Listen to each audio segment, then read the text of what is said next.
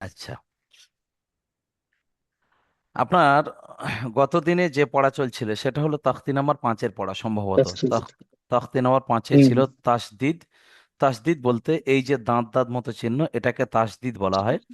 এই তাসদিদ চিহ্নর যে কায়দাটা অনেকটা মানে জ ফলা টাইপের। বাংলাতে যে জ ফলা, যে অক্ষরে জ ফলা থাকে সেই অক্ষরটা, সেই বর্ণটা ডবল হয়। যেমন ভাগ্য, ভাজ্য, হুম এরকম হয় না?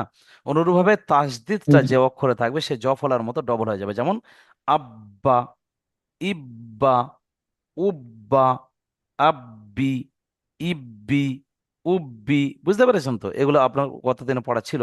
আত্তা, হুম ইত্তা, উত্তা, এভাবে মোটামুটি মানে আলাইয়া, ই, এই আলাইয়া, ইয়াকা, ইয়াজুন্নু, সুম্মা, মানে যে অক্ষরে তাসদিদ আছে সেটা বাংলা জ ফলা যেমন হয় তেমন ভাবে ডবল হয়ে যায়, অন্য আর কিছু নয়। এটা আপনার সেদিনে পড়ানো হয়েছিল, আপনি মোটামুটি দেখেছেন পড়াটা নাকি? হুম। শুধু হুম। মিম আর নুনের। আহ, হ্যাঁ, মিম আর নুন যখন তাসদিদ হবে তখন একটু গণ্য হবে, মানে আওয়াজটা নাকে ধরে রাখতে হবে। সে গণ্যার কায়দা আগামীতে আসবে। মানে আওয়াজটা গণ্য হবে, মানে নাকে ধরে রাখবে। কিরকম? সুম্মা, এই যে সুম হুম বললে কিছুক্ষণ ধরে রাখলাম, হ্যাঁ। এইভাবে খেয়াল ছিল। চলেন তারপরে নতুন কায়দা এগিয়ে যায়। এখন আসছে তখতি নাম্বার 6, একটা বিশেষ কায়দা। তখতি নাম্বার 6 বলছে, এখানে লেখা রয়েছে হুরুফে মাদ্দা। হুরুফে মাদ্দা হুম 3টি। এখানে পরিষ্কার বাংলায় লেখা রয়েছে, আপনি দেখতে পাচ্ছেন। আমি পেনটা একটু নিয়ে নিই, হ্যাঁ। দেখেন, এখানে লেখা রয়েছে যে হুরুফে মাদ্দা 3টি। কি আছে? আলিফ ওয়া উইয়া। আমি আলিফ ওয়া উইয়া কেন বললাম? কারণ আরবি ডান দিক থেকে পড়তে হয় তাই। তাহলে এখানে ছিল হুম কি? আলিফ ওয়াও ইয়া, অর্থাৎ আলিফ মাদ্দা, ইয়া মাদ্দা, ওয়াও মাদ্দা। আলিফ থেকে আলিফ মাদ্দা, ইয়া থেকে ইয়া মাদ্দা, ওয়াও থেকে ওয়াও মাদ্দা। এখন আলিফ মাদ্দা কাকে বলা হয়? তাহলে আমাকে জানতে হবে। আলিফ মাদ্দা বলতে কি, আপনি এতদিন এর আগে হারাকাত পড়েছেন। হারাকাত কাকে বলে? জাবার, জের ও পেশকে হারাকাত বেশ। বলে। আর হারাকাতের পড়া কি? হারাকাতের পড়াটাকে বিনা টানে তাড়াতাড়ি পড়তে হবে। এতদিন তাহলে আপনি হুম শুধু জাবার জের পেশ পড়েছেন, এখন দেখেন সব আলিফের ডান দিকের অক্ষরে জাবার আছে, দেখতে পাচ্ছেন? হুম যখন আলিফের ডান দিকের অক্ষরে জাবার হবে তখন একে বলা হয় আলিফ মাদ্দা। এই আলিফ মাদ্দাকে এক আলিফ পরিমাণ টান দিয়ে পড়তে হবে। এক আলিফ বলতে কি? একটা খোলা আঙুলকে বন্ধ করে আবার খুলতে যতক্ষণ সময় লাগে, খুব স্পিড নয়, দ্রুত গতি নয়, একদম মন্থর গতিতেও নয়, মোটামুটি মাঝ গতিতে, স্পিডটা মাঝ গতিতে হবে। এই খোলা আঙুলকে বন্ধ করে আবার খুলতে, অথবা কোনো বন্ধ আঙুলকে ওই একই গতিতে খুলে আবার বন্ধ করতে যে টাইম লাগে, তাকে এক আলিফ বলে। এক কথায় আপনি ভেবে নেবেন 2 থেকে 3 সেকেন্ড। ঠিক আছে? একে এক হুম আলিফ বলা হয়। তাহলে যখন আলিফের ডান দিকে যাবার হবে তখন তাকে আলিফ মাদ্দা বলে। এই আলিফ মাদ্দাটা এক আলিফ, অর্থাৎ 2 থেকে 3 সেকেন্ড টান হবে। কিরকম? হামজা, আলিফ, জাবার, আ,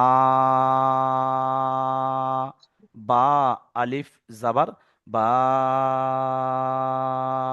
টান হচ্ছে, বুঝে আসছেন? ওই রকম ভাবে দেখেন, তার এই আলিফ মাদ্দা এখানে লেখা রয়েছে।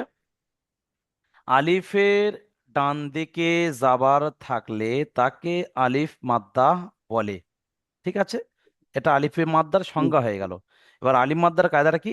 আলিফ মাদ্দাহকে এক আলিফ পরিমাণ টান দিয়ে পড়তে হয়।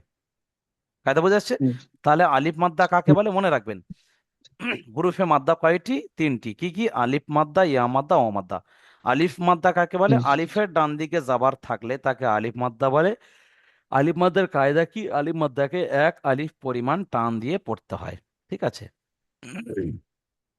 সেইভাবে আপনি এগুলো টান দেবেন, তাহলে আপনি একটু দেখতে পারেন।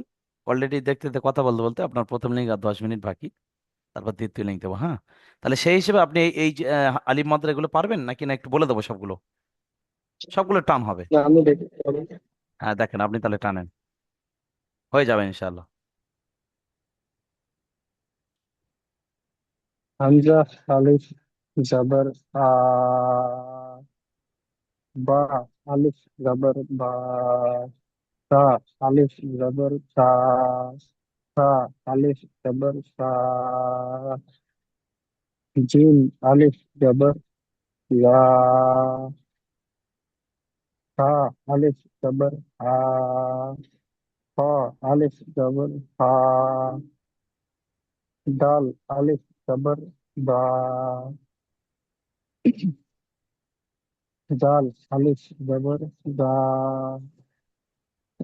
रा अलिफ जबर रा।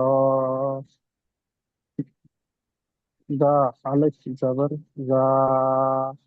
सीन अलिफ जबर सा। सीन अलिफ जबर सा।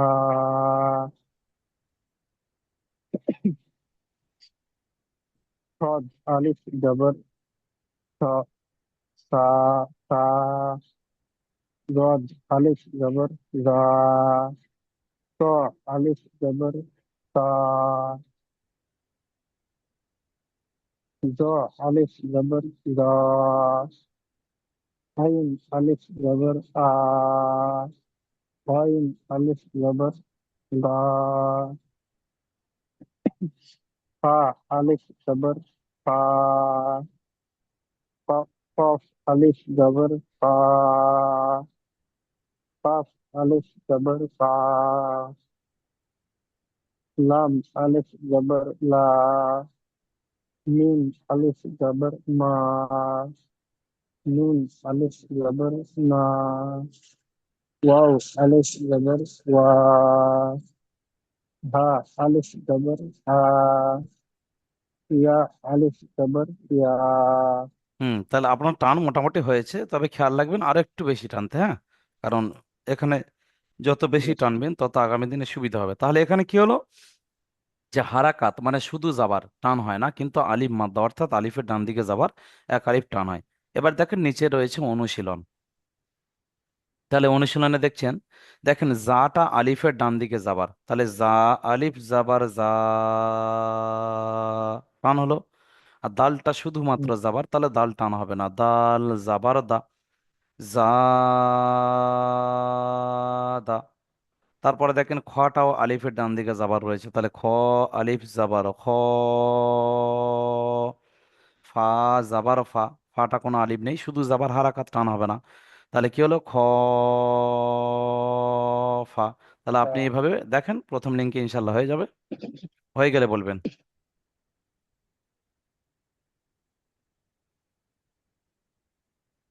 যেগুলো আলিফ মাদ্দা অর্থাৎ আলিফের ডান দিকে যাবার আপনি টানবেন, যেগুলো শুধু যাবার হারাকাত বলা হয় সেগুলো টান হবে না, ঠিক আছে।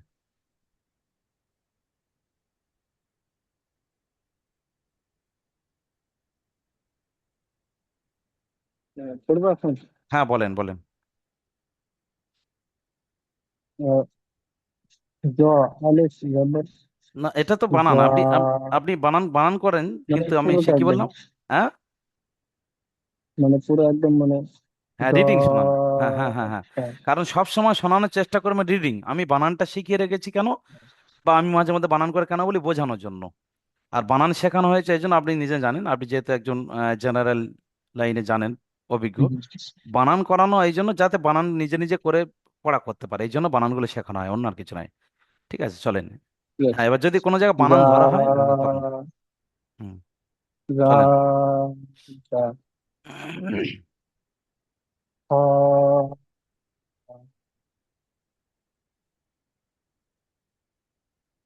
সা দা জা দা হা দা হা দা হুম। হা সি বা হুম হুম। হা সা বা হ্যাঁ হ্যাঁ সাবা।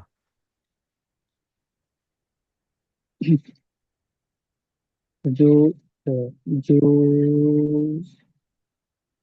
এটা তো আহ, যদি মানে এই যে জিনটা মানে এক এক টান হবে এটা। না, এরপরে জিমটা তো টান, মানে ইয়ে আছে। জিমটা টান হবে না, জিমটা শুধু পেশ টান হয় না, নুন আলিফ যাবার না, এইটা টান হবে। হ্যাঁ, জু না। জু না হো। হুম।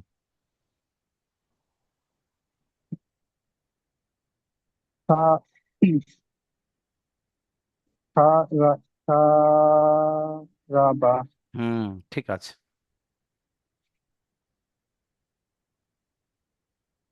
আহ, সা সা রা আ, নয়, এটা গইন আছে, দেখেন উপরে নোক্তা মানে গইন। সা রা সা রা গ। মাশাল্লাহ, ঠিক আছে।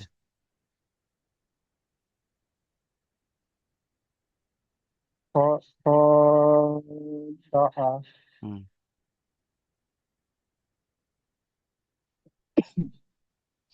আহ,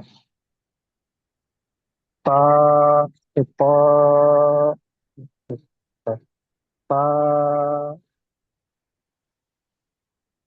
তা তা তা লা না, লা তাটা টান হবে না, কারণ লাম। এটা লাম, লাম, হ্যাঁ। এটা আলিফ নয়, লাম। আচ্ছা, তা তালা। এইবার ঠিক হয়েছে, চলেন। সা সা বারো।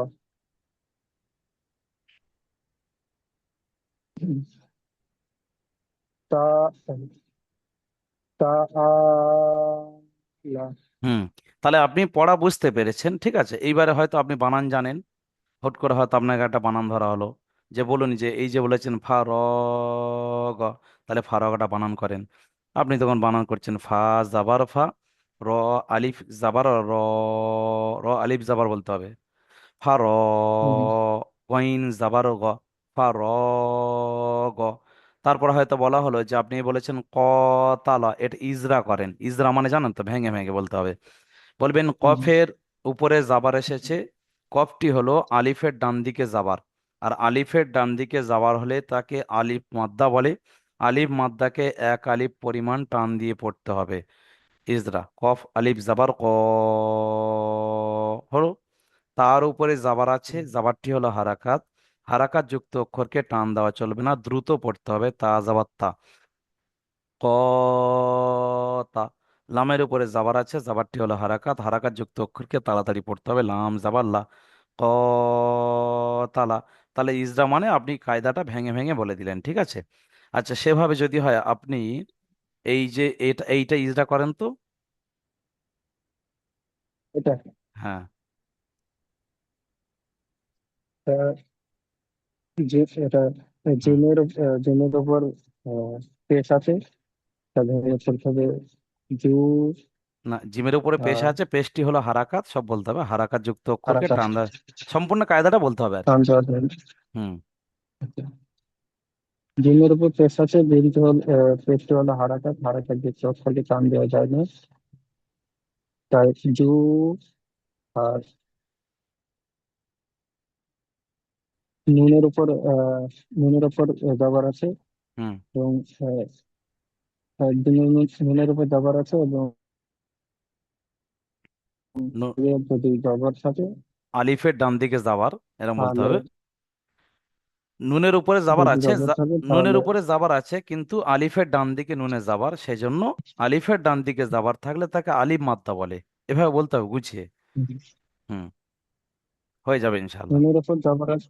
নুনের উপর জবর আছে, তো আলিফের ডান থেকে যদি যদি জবর থাকে তাহলে এটাকে আলিফ মাদ্দা বলে। হুম, আলিফ তাই মাদ্দাকে। আলিফ মাদ্দাকে এক আলিফ পরিমাণ টান দিতে হবে। যেমন মাশাআল্লাহ। নুন, সেই জন্য না। হ্যাঁ। তারপর তারপর হায়ের হায়ের উপর পেশ আছে, এবং আহ পেশ যুক্ত অক্ষরকে হারাকাত